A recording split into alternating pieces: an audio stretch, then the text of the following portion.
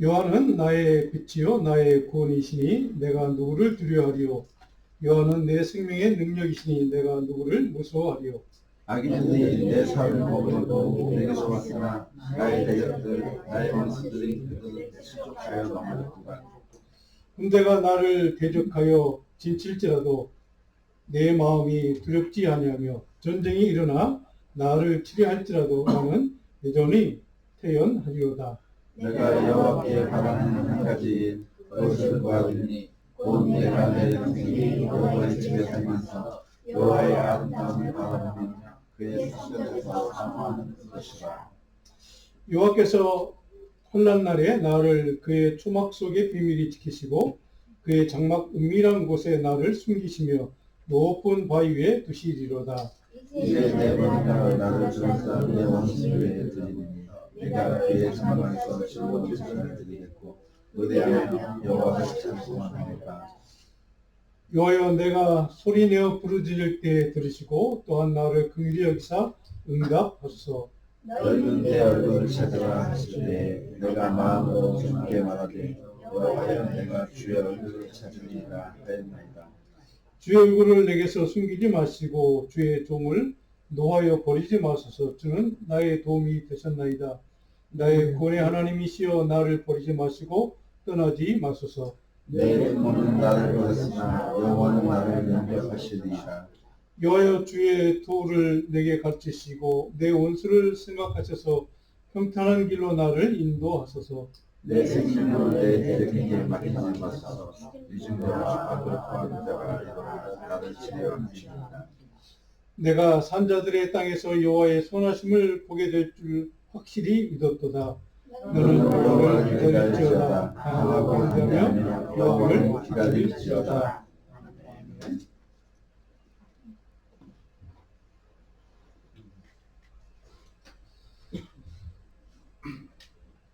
최근에 미국의 우리 한인 교포들, 특별히 LA에 사시는 한인분들 또 모든 축구를 좋아하는 축구 팬들은 굉장히 미국에 사시는 분들 신이 나 있는 상황입니다. 그 유명한 우리 손흥민이라고 하는 영국 프로 축구 프리미어리그에서 활동했던 그 유명한 손흥민 선수가 미국 LA FC라는 팀으로 이적을 했죠. 그래서 어제 첫 경기에 출전했다고 하는데, 자, 이 토트넘 하스퍼에서 주장으로 활동됐고 또 올해 한 12여 년을 그 팀에서만 이제 활동했던 선수입니다. 근데 10년 만에 이제 떠나기로 결정을 하고 미국 프로팀으로 이제 이적을 한 지난 주간에 이루어졌던 사건이었습니다. 다른 세계적인 그와 함께했던 친구들, 동료들, 유명한 선수들은 토트넘의 그 동료였지만 그 팀이 우승할 가능성이 없다고 생각을 하고 다른 더 좋은 팀, 더 큰 팀, 더 잘하는 팀으로 이적을 할 때 물론 손흥민 선수도 이적 제의를 많이 받았다고 합니다. 그래서 그는 가지 않고 내가 이 팀에서 꼭 우승을 유럽 그 챔피언십에서 우승을 하고 말겠다고 하는 그런 그냥 계획이겠죠. 자기의 본인의 의지. 이런 것들을 지키느라고 10년 동안 떠나지 않고 좋은 기회도 놓치고 그렇게 한 팀을 위해서 헌신했던. 그래서 최근에 이번 봄에 끝난 유로파 리그라고 하는 그 축구 대회에서 우승을 했습니다. 그래서 우승을 하고 드디어 이제 미국 땅으로 이제 자기가 이제 이적을 하겠다 하고 결정을 하고 옮겼습니다. 자, 그러면서 지난 시즌에 요번에 우승하니까 지난 시즌에 팀의 주장으로 활동하면서 나이가 30이 넘은 나이니까 굉장히 육체적으로 힘들었을 것입니다. 근데 유로파 리그에서 토트넘 우승으로 이끄는 주장으로 활동하면서 이끌었던 그런 선수가 이제 새로운 축구 인생을 위해서 미국 땅으로 미국 프로팀으로 이적을 했던 그런 사건. 근데 그를 영국에 오랫동안 그를 사랑하고 지지했던 팬들, 영국의 축구 전문가들, 세계적인 언론들, 축구 스포츠 기자들이겠죠. 이런 사람들이 그를 미국으로 떠나버리면서 그를 평가하는 데 사용된 단어들이 몇 가지가 있습니다. 그 중에 한 가지가 바로 토트넘 팀에 대한 10년 동안 떠나지 않고 헌신했다는 의미에서 충성심, 영어로 하면 로열티를 인정해주고 그를 칭송하고 그래서 이적하는 것에 대해서 다 기쁨으로 이렇게 보내주는 것을 보게 됩니다. 자, 이 손흥민이라고 하는 선수는 우승에 대한 그 팀을 이끌고 우승을 해보겠다고 하는 우승에 대한 목마름, 갈망, 열정이 있었던 것 같습니다. 그래서 그는 결코 떠나지 않고 그 팀을 이끌고 그는 결국 우승을 하고 이제 떠나게 된 겁니다. 물론 세계 축구 팬들이, 축구 전문가들이 손흥민 선수를 이제 여러 가지 면에서 인정하는데 그의 탁월한 실력도 물론 이제 중요한 요소입니다. 네, 동시에 많은 사람들이 그를 인정하고 칭송하는 그 항목 가운데, 동목 가운데 뭐냐? 그는 인품, 성품, 우승에 대한 목마름과 갈망으로 자기 소속팀에 대한 충성과 헌신을 다한 그 선수이기 때문에 그를 많은 사람들이 칭송하고 찬양하는 것을 보았습니다. 자, 이처럼 세상 사람들도 충성스러운 사람, 신실한 사람, 그런 사람을 인정해주고 대접해주고 또 중요한 가치로 충성과 신실함을 이렇게 중요한 가치, 삶의 가치로 인정하고 살아갑니다. 자, 그런데 우리가 크리스찬으로 신앙생활을 하면서 살아가는 우리 그리스도인들이 충성과 신실이라는 가치는 우리 신앙생활에 어떤 의미가 있는가? 영적인 관점에서 중요한 신앙적인 덕목인 이 충성, 이 충성스러운 삶을 살기 원한다면 그리스도인으로 우리는 어떤 성경적인 가치로 살아야 충성스러운 신실한 삶을 살 수 있을까? 오늘 성경적으로 충성이란 무엇인가, 신실함은 무엇인가 한번 먼저 좀 살펴보겠습니다. 성경에서 충성이란 말은 신실함이란 말과 같은 말입니다. 물론 원래의 영어 의미나 정확한 의미는 물론 조금 다르게 사용될 수 있지만 충성이란 말은 신실함이라고 같은 말로 성경에서는 이렇게 사용되어 있습니다. 자, 우리 성경 몇 구절을 볼까요? 구약 성경의 다니엘서 6장 4절 한번 볼까요? 같이 한번 읽어봅니다. 이에 승려들과 고관들이 다니엘을 고발할 근거를 찾고자 했으나 아무 근거, 아무 허물도 찾지 못했으니 이는 그가 충성되어 아무 그릇됨도 없고 아무 허물도 없습니다. 자, 그 밑에 구약 신명기 7장 9절 같이 읽어볼까요? 그런즉 너는 알라 오직 내 하나님 여호와는 신실하신 하나님이다. 자, 위에 다니엘서는 충성이라는 단어가 있습니다. 신명기는 신실함이라는 단어가 있습니다. 이 두 구절 다 충성이나 신실함이나 히브리 언어에는 아만 같은 단어입니다. 아만, 아멘이라는 단어입니다. 그러니까 아만이라는 단어가 같이 사용되고 있는데 한국말로 충성이라고 번역할 때가 있고 신실함으로 번역될 때가 있습니다. 자, 그런 다음에 신약성경이 마태복음 25장 21절부 예수님이 이렇게 말씀합니다. 그 주인이 이르되 같이 있습니다. 그 주인이 이르되 잘했다 착하고 충성된 종아 내가 적은 일에 충성하였으매. 자, 히브리서 2장 17절 그러므로 그가 범사의 형제들과 같이 열심히 마땅하도다. 이런 하나님의 일에 자비하고 신실한 대제사장이 되어 백성의 죄를 감당하려 하시니라. 자, 이게 마태복음 25장에 예수님 말씀은 충성된 종, 우리가 잘 아는 말씀 아닙니까? 착하고 충성된 종아, 내가 2달란트를 남겼고, 5달을 남겼고, 이렇게 이제 예수님 비유 가운데 있는 말씀입니다. 여기 충성된이라는 말은 구약의 악국에서 아만이라는 단어, 영어로 페이스풀이라는 단어입니다. 신실하다는 단어입니다. 하나님을 향한 믿음과 신뢰가 결코 변하지 않고 흔들리지 않는 끝까지 지속되는 온전한 믿음. 이것을 여기에 얘기하는 충성이라는 단어가 표현하고 있는 의미입니다. 어떤 유혹이든 어떤 미혹이든 그에 넘어가지 않고 흔들리지 않고 견고하게 약간 사탄의 세력으로부터 보여주시는 하나님의 신실하심을 믿고 하나님의 약속, 하나님의 말씀은 반드시 이루어질 것을 소망하고 기대하고 그렇게 하나님을 믿는 믿음. 이것을 충성스러운 믿음, 신실한 믿음이라고 얘기한다는 것입니다. 자, 그러면 히브리서 2장 17절에 있는 신실한 대제사장. 여기도 헬라 단어에 마태복음 예수님이 얘기한 25장에 얘기한 여기에 충성이라는 단어가 피스토스, 여러분 잘 아는 단어죠. 믿음이라는 뜻입니다. 그리고 여기 히브리 2장 17절에 신실한 대제사, 예수님을 표현하는 단어입니다. 신실한 대제사. 바로 여기에 신실하다는 단어도 피스토스, 같은 헬라 언어입니다. 그러니까 신실함과 충성이라는 말은 같은 의미로 성경에서는 사용될 수 있다, 혼용될 수 있다 하는 것을 우리가 보게 됩니다. 자, 하나님의 말씀에 대한 변함없는 믿음, 순종의 삶이 곧 온전함이고 신실함이고 충성됩니다. 라고 성경은 이렇게 표현하고 있다는 것을 우리가 먼저 마음속에 기억하고 이 말씀을 오늘 같이 좀 나누어 보려고 합니다. 자, 말씀을 좀 이 개념을 정리해 보면 하나님의 계시의 말씀에 대한 절대적인 의지, 절대적인 신뢰하는 믿음을 표현하는 단어가 충성 혹은 신실이라고 성경에서는 그렇게 사용되고 있다는 겁니다. 자, 다른 말로 하면 우리가 믿는 하나님께서 변함이 없으시고 흔들리지 않으시는 분이기 때문에 약속하신 말씀은 반드시 이루어질 것이라는, 성취하실 것을 믿고 확신하는 그 믿음, 그 믿음을 우리는 충성이다, 아니면 신실함이다, 이렇게 표현할 수 있다는 겁니다. 자, 그 어떤 고난이든 환난이든 시험이든 미혹이든 적대적인 주변 환경에 둘러싸여 우리가 힘들게 어렵게 고통당하며 살아간다 할지라도 그럼에도 불구하고 우리가 하나님을 신뢰하고 의지하는 믿음이 결코 흔들리지 않고 하나님은 구원의 약속을 반드시 지키신다, 이렇게 믿고 사는 사람, 그런 사람 우리는 충성된 종이다, 충성된 믿음의 사람이다, 이렇게 부를 수 있다는 겁니다.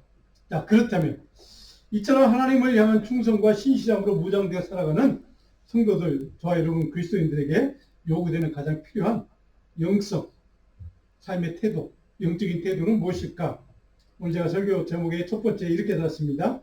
하나님 갈망하는 삶으로 생명과 능력의 근원이신 하나님을 향한 충성과 신뢰의 삶을 사는 것이 우리에게 필요하다는 겁니다. 자, 갈망하는 삶, 영적인 목마름이 필요하다는 것이죠. 그리고 하나님을 향한 충성된 신뢰의 삶이 우리에게 필요하다는 겁니다. 자, 오늘 보면 1절로 3절에 보면 이렇게 기록되어 있습니다. 1절에 여호와는 나의 빛이요 나의 권위시니 내가 누구를 두려워하리요, 여호와는 내 생명의 능력, 내가 누구를 무서워하리요. 자, 이 시편은 다윗이 쓴 시입니다. 다윗이 그 인생에 가장 환난당할 때, 고통당할 때, 핍박당할 때, 어려움당할 때, 절망 가운데 있을 때 썼던 시입니다. 그런 다윗이 그 순간에 무엇을 노래하고 있습니까? 여호와는 내 생명의 능력이라. 나는 누구를 무서워할 필요가 없다. 바로 그 하나님에 대한 의지함, 신뢰함, 바로 이것이 다윗의 믿음이었다는 것이죠. 3절에 보니까 다윗은 또 이렇게 얘기합니다. 군대가 나를 대적하여 진칠지라도 내 마음이 두렵지 아니하며 전쟁이 일어나 나를 치리할지라도 나는 여전히 태연하리라. 절대 두려워하지 않고 위기에 떨지 않고 절대 도망가지 않는다는 겁니다. 여기에 나는 여전히 태연하리다. 이거 한국 번역이 조금 잘못된 단어 사용인데, 이게 태연하다는 말은 그럼에도 불구하고 하나님의 사람은 주변 그런 위협이나 두려움이나 그러한 핍박에 대해서 전혀 신경 쓰지 않는다는 뜻입니다. 그런 위협이 있어도, 핍박이 있어도, 환난이 있어도 나는 결코 두려워 떨거나 겁먹거나 저는 신경 쓰지 않는 믿음의 길을 나는 가겠다는 다윗의 결단이기도 합니다. 자, 변함없이 여전히 하나님을 신뢰하고 의지한다는 것. 지난주 우리가 첫 번째 시간에 살펴봤던 시편 56편 4절에 제가 소개해드렸던 말씀. 내가 하나님을 의지하였은즉 두려워하지 아니하리니, 의지하였은즉, 여기 의지, 제가 지난주에 히브리 언어를 소개했죠. 바타라는 히브리 언어. 의지한다, 신뢰한다는 뜻입니다. 자, 그런 의지함, 신뢰함이 있었기 때문에 그 어떤 비바람이 요동쳐도 어떤 핍박이 가해져도 자기를 죽이려고 핍박하는 사람들이 진을 치고 달려들어도 결코 흔들리지 않고 두려워하지 않고 무서워하지 않고 하나님을 의지할 수 있는 믿음. 바로 이것을 우리는 충성, 신실이라고 얘기합니다. 자, 확고한 믿음과 신뢰와 의지함으로 하나님께 온전히 굴복하고 충성하며 자신의 생명과 안전과 미래와 모든 것을 맡기는 삶을 사는 것이, 그래서 우리는 충성된 종이라고 주님이 이렇게 표현한 이유가 거기에 있습니다. 이처럼 전적인 신뢰와 의지함으로 하나님께 모든 것을 맡기기 위해 우리는 어떤 영성으로 살아가야 합니까? 그런 믿음을 갖기 위해서 우리는 어떤 영적인 삶이 필요한가? 제가 설교는 또 두 번째 이렇게 제목을 달았습니다. 하나님을 갈망하는 삶으로 하나님과의 친밀한 관계성으로 자기의 정체성을 세워가는 삶을 우리는 살아야 한다는 겁니다. 하나님과의 친밀한 관계성을 통해서 내 삶에 대한, 내 인생에 대한 정체성, 내가 누구인가를 하나님 앞에서 그 정체성을 세워가는 삶을 사는 것이 우리에게 필요하다는 겁니다. 그래서 4절에 보니까 다윗은 이렇게 주님 앞에 기도합니다. 내가 여호와께 바라는 한 가지 일 그것을 구하리니 곧 내가 내 평생에 여호와의 집에 살면서 여호와의 아름다움을 바라보며 사모하는 그것이다. 여호와의 아름다움을 바라보고 사모하는 삶이 내가 평생에 소원하는 한 가지 꿈이라는 겁니다. 오직 주님만 사모하고 싶다는 뜻입니다. 이게 바라본다는 오늘의 의미는 주목하고 응시하고 깊이 묵상하는 뜻입니다. 하나님만 바라보고 하나님만 주목하고 하나님만 묵상하고 깊이 생각하고 싶다는 그런 삶을 살기를 원한다는 다윗의 염원이기도 합니다. 하나님이 주시는 영적인 시각과 영적인 전망과 관점으로 그런 눈으로 하나님의 나라와 하나님 주시는 확상과 하나님이 내게 주시는 소망을 그거에만 나는 집중하고 살고 싶다는 겁니다. 여기 두 번째 단어 사모하다는 단어가 있습니다. 이 말은 굉장히 좋은 단어입니다. 사모한다는 말은 무엇인가를 간절히 찾고 또 점검하고 또 검토하고 탐구하는 태도로 하나님을 바라본다는 뜻입니다. 그런 마음으로 하나님만을 바라보는 믿음으로 주님의 은혜를 구하고 주님의 뜻을 분별하고 주님이 말씀하는 것이 무엇인가를 찾고자 하는 구하고자 하는 그 마음으로 그 믿음의 눈으로 주님을 예비하고 경배하는 삶을 사는 것이 바로 이게 사모한다, 바카르라고 하는 단어가 뜻하는 의미입니다. 하나님과 교제하기 위해서 우리가 찬송도 하고 기도도 하고 묵상하고 말씀을 읽고 또 예배도 드리는 여러 가지 다양한 경건의 시간을 통해서 우리가 하나님을 만나고 주님의 음성을 듣고 주님의 뜻을 분별하기를 간절히 소망하는 그런 믿음으로 주님을 찾는 것, 이것을 우리는 사모한다는 단어가 표현하는 영적인 태도라고 하는 것을 우리는 볼 수가 있습니다. 한마디로 다윗은 자신의 삶의 적재성을 하나님과의 관계성 속에서 규정했습니다. 나는 하나님과 관계성 속에서만 나라는 존재가 의미가 있고 가치가 있고 삶의 목표가 있고 라고 하는 자기 자신의 존재의 의미를 하나님과 관계성 속에서 그렇게 맺는 것이 자기의 삶을 규정할 수 있다고 생각했던 다윗. 그래서 하나님과 친밀한 관계성을 맺는 삶 자체가 내 인생의 성공이라고 하는 기준이 바로 거기에 있다고 다윗은 그렇게 고백했던 인물이기도 합니다. 그런 영적인 가정을 살았던 다윗. 그래서 다윗은 늘 자신의 정체성을 하나님이 사랑하시는 자가 바로 나고 하나님을 사랑하는 자가 바로 나라고 하는 이 정체성, 바로 그런 기준을 가지고 그런 가치를 가지고 살았던 인물이 다윗이라고 하는 인물이었습니다. 자, 그렇다면 구체적으로 다윗의 목마름과 갈망의 영성으로 주님께 나가는 방법을 무엇이라고 우리에게 제시해 주는가? 첫 번째로 7절로 8절을 보면 이렇게 다윗은 우리에게 가르쳐 줍니다. 7절에 여호와여 내가 소리내어 부르짖을 때, 부르짖는 겁니다. 그리고 들으시고 또한 나를 긍휼히 여기사 응답하소서. 들으시고 응답하소서.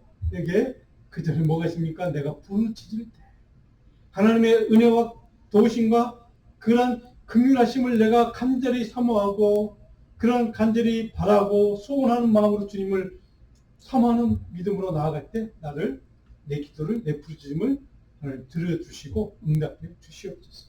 이것이 다윗이 기도했던 기도의 내용, 부르짖었던 내용입니다. 한마디로 다윗은 그 고난의 순간에, 어려운 순간에, 힘든 순간에 감당할 수 없는 위기를 만났을 때 어찌할 힘도 능력도 지혜도 찾지를 못했을 때 나는 목마름으로 간절히 주님의 능력과 주님의 은혜를 구했던 믿음의 사람, 그것이 다윗이었다는 사실입니다. 그런데 중요한 것은 그럴 때 반드시 하나님은 들어주시고 응답해 주실 것을 그는 확신했다는 사실입니다.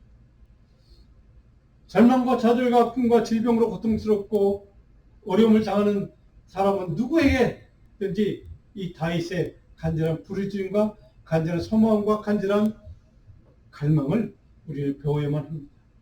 우리 삶의 자리에서 어떤 일을 만나도 상관없이 간절한 부르짖음에 하나님 반드시 응답하신다는 이 믿음, 이 신뢰, 이 충성스러움, 고집스러운 확신, 바로 이 믿음을 우리는 충성이라고 표현한다는 사실입니다.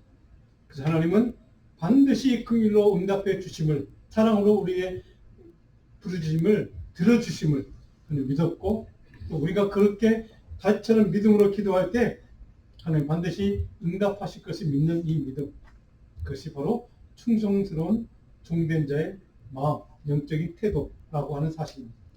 자, 그런데 또 다른 방법이 있습니다. 8절에 보니까 다윗은 이렇게 가르쳐 줍니다. 너희는 내 얼굴을 찾으라 하실 때 내가 마음으로 주께 말하되 여호와여 내가 주의 얼굴을 찾으리. 두 번째 방법은 하나님의 얼굴을 찾는 것. 저 얼굴을 찾는다는 말은 바카시라는 히브리 동사입니다. 찾는다. 바로 이 말은 조금 전에 4절에 살펴보면 사모한다는 말 바카르와 같은 어원에서 나온 파생된 단어입니다. 동사지만 다른 단어이지만 같은 어원에서 나온 단어입니다.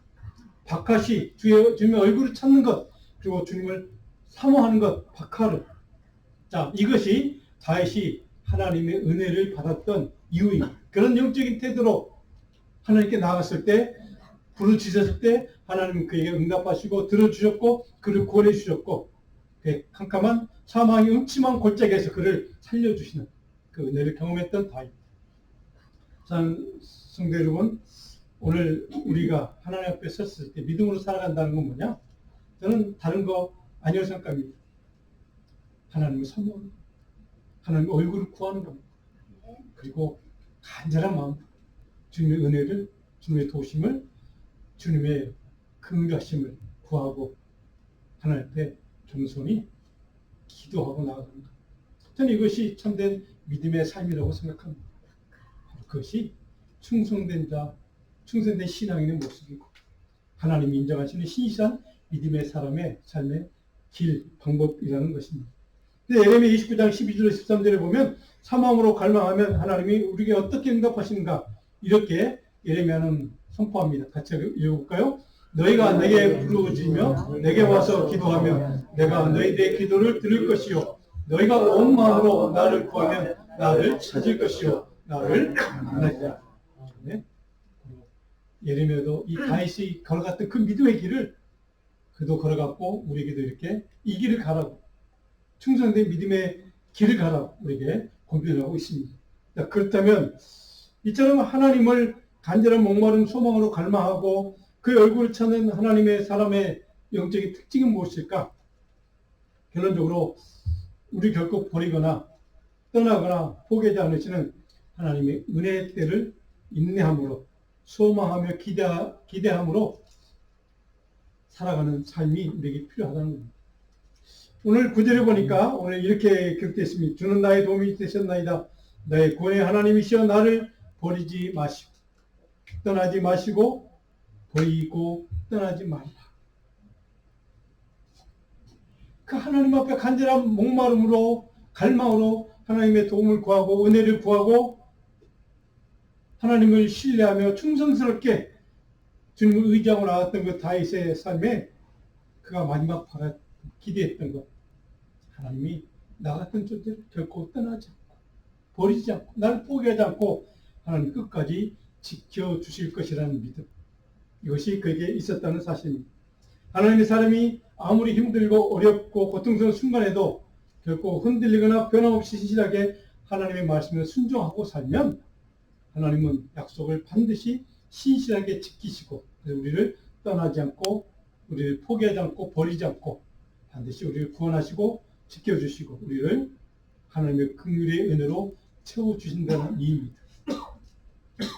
10절에 보니까 다윗은 이렇게 또 고백합니다. 내 부모는 나를 버렸지만 여호와는 나를 영접하실 것이다. 이 영접한다는 말을 나를 품에 안아주는 뜻입니다. 하나님의 사랑과 은혜와 긍휼의 품 안에 나를 품어주신다는 뜻입니다. 내 부모는 나를 자식을 때로 버릴 수 있지만 하나님은 결코 그 사랑하는 자녀를, 백성을 버리지 않고 떠나지 않고 포기하지 않고 항상 나를 품에 안아주시는 그 하나님의 은혜와 능력과 사랑, 바로 이것을 다윗은 신실하게 충성스럽게 믿고 신뢰했다는 사실입니다.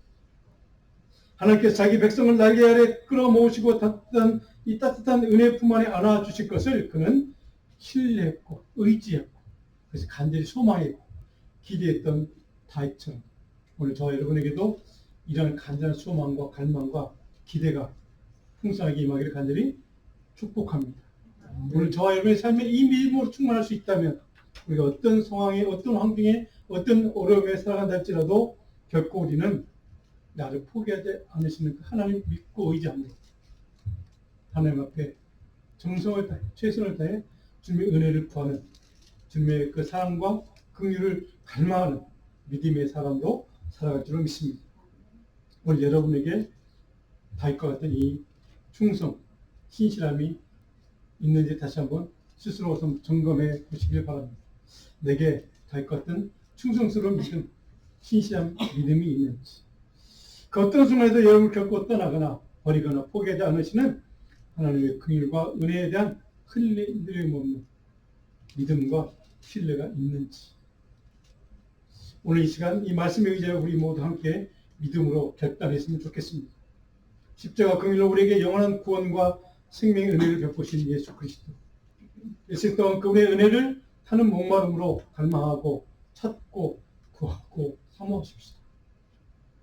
바라기는 여러분 모두 어떤 위기든 어떤 절망 가운데 처한다 할지라도 어떤 고통이나 아픔과 미혹의 순간일지라도 결코 우리를 버리지 않고 포기하지 않고 떠나지 않으시는 우리를 따뜻한 품 안에 영접해 주시는 그 하나님 그 긍휼을 충성스럽게 간구하고 찾는 그래서 주님과 동행하는 하나님의 신실한 믿음의 종들로 우리가 살아갈 수 있기를 간절히 축복합니다. 신명기 31.6절을 같이 한번 읽을까요? 우리 신명기 31.6절입니다. 너희는 강하고 담대하라 두려워하지 말라 그를 앞에서 떠지 말라 이는 내 하나님 여호와가 너와 함께 하시며 결코 너를 떠나지 아니하시며 버리지 아니하실 것이라. 아멘. 이 믿음이 오늘 우리 가운데 우리 자녀들 가운데 충만해서 하나님의 능력의 자녀들로 신실한 충성된 믿음의 자녀들로 살아갈 수 있기를 간절히 바랍니다. 그런 삶을 살기 우리에게 마지막으로 한 가지 더 필요한 태도 14절입니다. 같이 한번 읽을까요? 너는 여호와를 기다릴지어다 강하고 담대하며 여호와를 기다릴지어다. 두 번이나 반복되어 있습니다. 여호와를 기다리라. 함께 모여 하나님의 백성들이 예배하는 것, 우리가 성경을 읽는 것, 찬양하는 것, 기도하는 것, 이 모든 것들이 다 이런 소망과 갈망과 하나님의 은혜를 사모하는 믿음으로 주님이 내게 베푸실 그 은혜, 그 도우심, 그 사랑, 그 크신 한없는 십자가의 은혜를 갈망하고 기다리는 삶. 이것이 저와 여러분들의 삶의 본질적인 모습입니다. 바로 이 기다리는 삶입니다. 오늘 우리 가운데 간절한 기다림, 간절한 갈망으로 하나님의 은혜를 간구하고 기다리며 사모하고 기다리며 오늘 우리 가운데 충만했으면 좋겠습니다.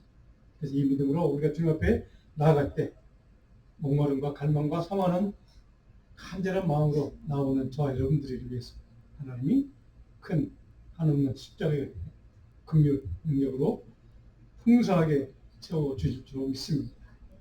기도하겠습니다. 하나님, 우리의 삶의 자리에 우리는